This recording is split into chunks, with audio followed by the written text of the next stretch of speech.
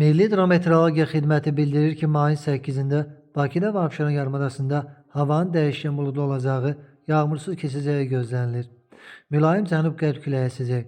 Temperatur gecə 16-18, gündüz 23-28 dərəcə isti, atmosfer təzyiqi isə 758 mm civə sütunu olacaq. Sabah Naxçıvanda da gün ərzində yağıntı ehtimalı yoxdur. Havanın temperaturu 13-15 dərəcə isti olacaq. Mayın 8-də demək olar ki, Azərbaycanın əksər rayonlarında da yağıntı gözlənilmir, lakin bəzi şimal və qərb rayonlarında arabir yağış və şimşək ehtimalı var. Ayrı-ayrı yerlərdə yağıntılar qısa müddətli intensiv olacaq, dolu düşəcək. Bəzi yerlərdə duman ehtimalı var, mülayim qərb küləyi əsəcək.